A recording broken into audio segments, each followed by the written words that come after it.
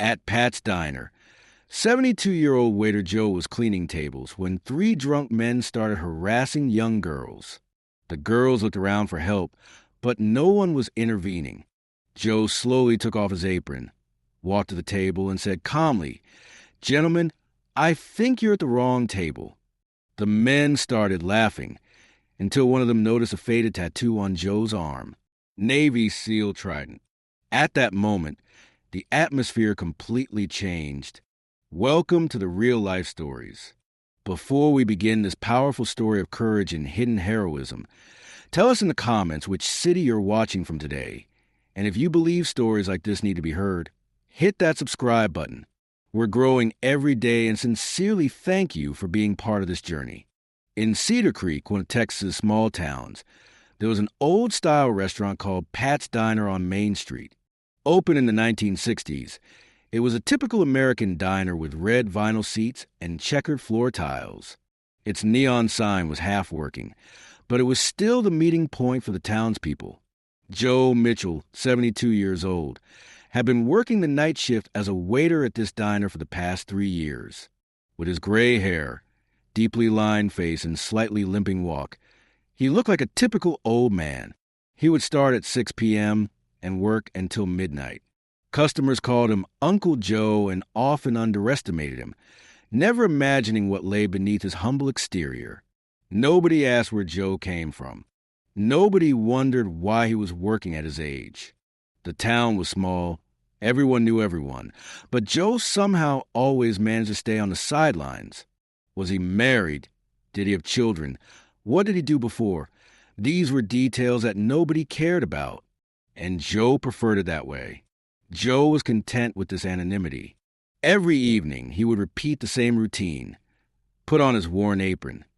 Check the old coffee machine that had been there since the diner opened. Prepare the tables with their familiar red and white checkered tablecloths, and greet customers with a gentle nod. He spoke little, listened a lot. He took orders correctly, remembered everyone's preferences, and brought food on time. He didn't expect big tips, and was satisfied with small gestures of kindness. The regulars knew Joe's routine by heart. Mrs. Patterson always ordered her coffee black, with 2 sugars at exactly 7:30 p.m. Young Tommy from the gas station preferred his burger medium rare with extra pickles. The Henderson family came every Friday after church, and Joe always remembered to bring extra napkins for their toddler. These small details made him more than just a waiter. He was part of the fabric of Cedar Creek's evening rhythm. But what nobody knew was that Joe's careful attention to detail, his ability to read people, and his calm under pressure weren't just the traits of a good waiter. They were skills honed through 20 years of the most dangerous military service imaginable. On this particular Friday night, Cedar Creek High School's football team had won their homecoming game against their longtime rivals, and the entire town was in a celebratory mood. The victory had been decisive, 28-14, and the star quarterback had thrown for 3 touchdowns. Pat's Diner was more crowded than usual, filled with families still wearing their blue and gold team colors, couples celebrating the weekend, and groups of students sharing milkshakes and recounting the game's best moments. Joe was quietly focused on service as always, moving between tables with practiced efficiency. He refilled coffee cups before they were empty, cleared plates the moment customers finished, and somehow managed to keep track of every order without writing anything down. The controlled chaos of a busy Friday night was something he navigated with the same calm precision he once brought to much more dangerous situations. The atmosphere was festive but controlled until around 9:30, when 3 men arrived. They were in their early 30s, wearing work clothes stained with grease and dirt. Their steel-toed boots left muddy prints on the checkered floor, and their voices carried the rough edge of men who worked with their hands for a living. But more concerning was the obvious smell of alcohol that followed the men. The biggest of the 3, a man with broad shoulders and arms covered in amateur tattoos, swaggered up to the counter. "Give us a table," he shouted, his voice already slurred. His 2 companions, one thin and wiry with nervous energy, the other stockier with a mean glint in his small eyes, laughed too loudly at something that wasn't particularly funny. Joe approached them with the same professional courtesy he showed every customer. "Good evening, gentlemen. Right this way." He led them to a corner booth, the same one he always used for customers who might cause trouble, far enough from other diners to minimize disruption, but close enough to the kitchen exit for quick intervention if needed. "What can I get you started with tonight?" Joe asked, his voice steady and polite. The big man, whose name tag read Rick, looked Joe up and down with unconcealed contempt. "Bring us coffee, old man. Then we'll see what else we want." He turned to his friends. "Look at this guy, Danny. Probably been working here since the place opened." Danny, the thin one, snickered. "Yeah. Steve probably makes minimum wage, too. But he's got grandkids older than us." Joe said nothing, just brought 3 cups of coffee and continued attending to his other tables. He'd learned long ago that some battles weren't worth fighting, and that sometimes the best response to disrespect was dignified silence. Rick and his friends talked loudly about their jobs at the railroad yard, complained about their supervisors, and made increasingly crude jokes that caused nearby families to request different tables. Joe warned them quietly twice about their language, but they seemed to take his politeness as weakness. Around 10 o'clock, the dynamic changed completely. 2 young women entered the diner, looking like they were passing through town on a road trip. They appeared to be college-age, well-dressed, and carried themselves with the confidence of young people who had places to go and dreams to chase. They chose a table in the opposite corner from Rick's group, clearly wanting to eat in peace. Joe served them with particular attention, sensing they might be uncomfortable in the rowdy atmosphere. "Welcome to Pat's," he said warmly. "You ladies traveling through?" The prettier of the 2, a blonde with kind eyes, smiled gratefully. "Yes, we're driving from Austin to Dallas. Heard this was a good place to stop." "You heard right," Joe replied. "The apple pie is homemade, and the coffee's strong enough to get you through the night." Her friend, a brunette with more serious expression, added, "Thank you. It's nice to find a place where someone actually cares about service." Joe nodded and left them to study their menus, but he kept them in his peripheral vision. Something about Rick's posture had changed when the young women walked in. The predatory way he was watching them reminded Joe of other dangerous situations he'd witnessed in very different circumstances. Rick had indeed noticed the women and was making increasingly obvious comments to his friends. "Look at that blonde," he said, not bothering to lower his voice. "Bet she's never been with a real man." Danny laughed nervously. "Rick, maybe we should just finish our coffee and go." But Steve, who had been mostly quiet, suddenly became animated. "No way. This is our town. If some pretty girls want to stop by, we should welcome them properly." Joe continued serving other customers, but every instinct he developed over decades of reading dangerous situations was now fully activated. The young women were trying to ignore the comments, but he could see the tension in their shoulders, the way they kept glancing toward the door.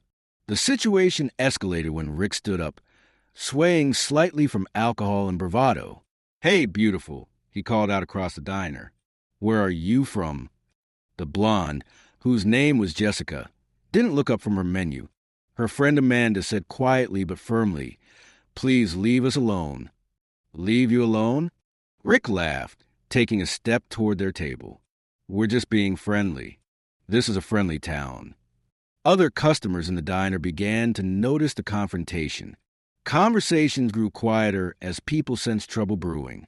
An older couple in the booth nearest the door looked concerned, but made no move to intervene. A family with young children quickly asked for their check. Joe finished serving a table of teenagers and began moving toward the situation, but Rick was already approaching the young women's table. "Come on, don't be stuck up. We just want to talk." "We're not interested," Jessica said, her voice steady, but Joe could hear the underlying tension. "We just want to eat our meal in peace." Peace. Steve had joined Rick now, emboldened by alcohol and peer pressure. "This is a celebration night. The whole town's celebrating. You should celebrate with us." Amanda pulled out her phone with shaking hands. "If you don't leave us alone, I'm calling the police." Danny, who seemed to have more sense than his companions, tried to pull Rick back. "Come on, man. Let's just go to Murphy's Bar. They've got that band playing tonight." But Rick pushed Danny away. "Police?" he laughed. "Honey, it's Friday night. Sheriff's probably dealing with drunk drivers on the highway. Besides, we're not doing anything wrong. Just try to show you ladies some Texas hospitality." That's when Joe stopped what he was doing. He set down the coffee pot he was holding, placed his cleaning towel on the counter, and began walking toward the confrontation. His movements were deliberate, measured, and somehow different from his usual shuffling gait. "Gentlemen," he said in a calm voice that carried clearly across the now silent diner, "I believe you're disturbing my customers." Rick turned to face Joe, his face flushed with alcohol and irritation. "What are you interfering for? Old man, go back to pouring coffee. My job is to ensure all my customers feel safe and comfortable." Joe replied, his voice still calm, but with an edge that made several people look up from their meals. "Your job," Steve laughed harshly. "You're just a waiter, Grandpa. You can't tell us what to do." Joe took another step closer, positioning himself between the three men and the young women. "I'm asking you politely to return to your table or leave the establishment." The change in Joe's demeanor was subtle but unmistakable. His posture had shifted from that of a tired, old waiter to something else entirely. His feet were positioned shoulder-width apart, his center of gravity low, his hands visible but ready. Rick noticed a change, and it made him angry. "Who do you think you are? You're just some old guy who can't even retire properly. I'm someone who's asking you to treat these young ladies with respect." Joe replied, "Respect." Rick was now close enough to the women's table that Jessica had to lean back in her chair. "I'll show them respect after they show us some appreciation." That's when Joe made his move. Not aggressive, not violent, but with a fluid efficiency that stunned everyone watching.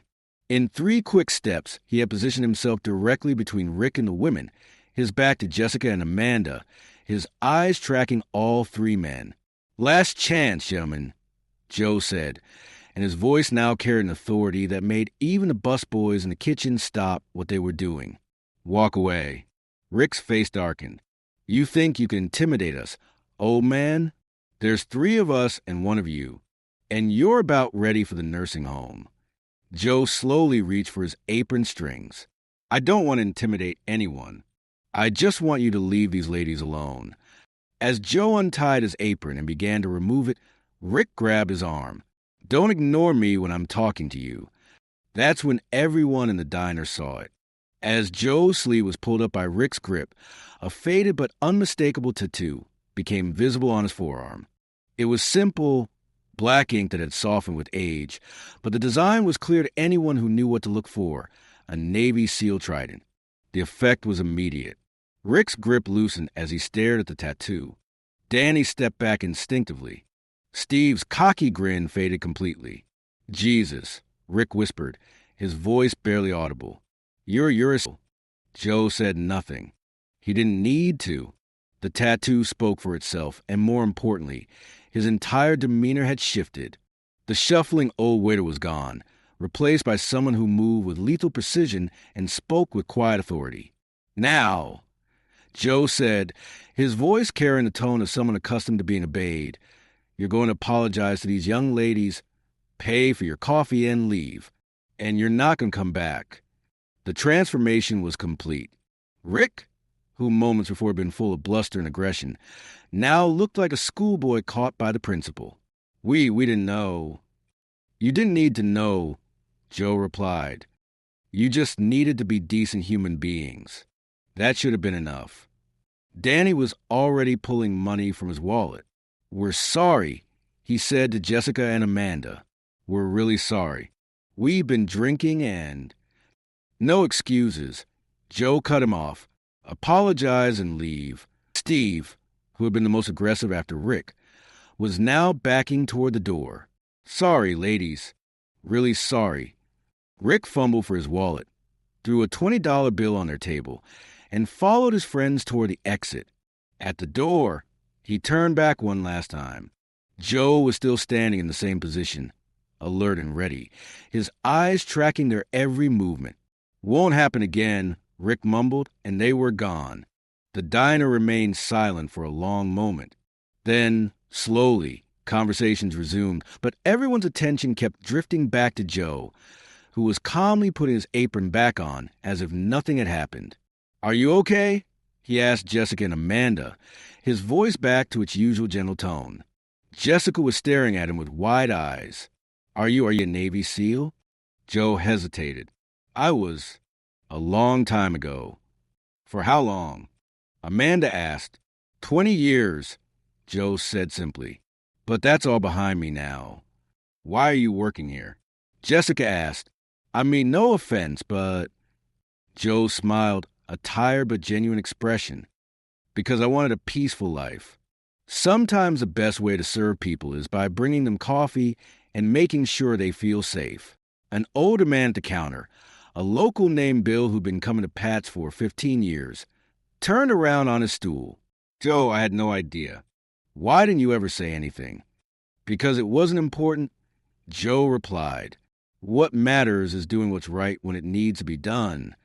Helen, the diner's owner, had been watching from the kitchen. She came out now, her eyes filled with tears. "Joe, all these years, I've been exactly where I wanted to be," Joe said. "Serving good food to good people in a good town." As Jessica and Amanda prepared to leave, they insisted on paying for their meal even though Joe tried to refuse. "You probably saved us from a really bad situation," Amanda said. "It's the least we can do." "Just be careful out there," Joe replied. "And remember, there are good people everywhere. Sometimes they just don't look like what you expect." After they left, the diner slowly returned to normal, but Joe could feel the change in how people looked at him.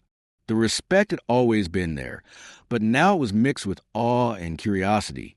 Bill approached the counter, where Joe was refilling coffee. "Joe, can I ask you something?" "Sure, Bill." "Do you ever miss it?" "The military life, I mean." Joe considered the question. "I miss my brothers. I miss the sense of purpose. But I found a different kind of purpose here. Every night, I make sure people can eat a good meal in peace. That's a form of service, too. What you did tonight, that was something else. What I did tonight was exactly what anyone should do. The only difference is I had the training to do it safely." As the night wound down and the last customers left, Joe went through his usual closing routine. He cleaned tables, restocked napkin dispensers, and prepared the coffee machine for the morning shift. But he knew that nothing would ever be quite the same. The next morning, the story began to spread through Cedar Creek. Rick and his friends hadn't told anyone. They were too embarrassed, but other customers from the diner shared what they'd witnessed. By noon, half the town knew that quiet old Joe was actually a Navy SEAL. Joe arrived for his shift that evening to find the diner more crowded than usual. People who'd never come in before were ordering coffee just to get a look at him. He served them all with the same patient courtesy he'd always shown, neither embracing the attention nor rejecting it. A young man in an Army uniform approached his table. "Mr. Mitchell, I'm Specialist Rodriguez. I'm home on leave, and I heard what happened last night. I just wanted to thank you for your service." Joe shook his hand. "Thank you for yours, son. How are you finding civilian life?" "It's an adjustment," Rodriguez admitted. "Sometimes I wonder if what I did over there matters anymore." "It matters," Joe said firmly. "But remember, service doesn't end when you take off a uniform. It just changes form. Find a way to keep serving, even if it's just bringing someone coffee when they need it." As the weeks passed, Joe continued his routine. The initial curiosity died down, and life in Cedar Creek returned to its normal rhythm. But something had changed. People looked at Joe differently now, not just with a casual affection reserved for a familiar face, but with genuine respect. And Joe was content with that. He'd learned long ago that true strength wasn't about dominating others or proving your worth. It was about being ready when your community needed you, whether that meant neutralizing a threat or simply making sure everyone felt safe enough to enjoy their apple pie. Because real heroes, Joe knew, weren't always the ones who made the headlines. Sometimes they were the ones who served coffee and cleaned tables, who watched over their neighbors with quiet vigilance, and who stepped up when the moment demanded it. At 72 years old, Joe Mitchell had found his perfect mission, guardian of the night shift at Pat's Diner, and he wouldn't have it any other way.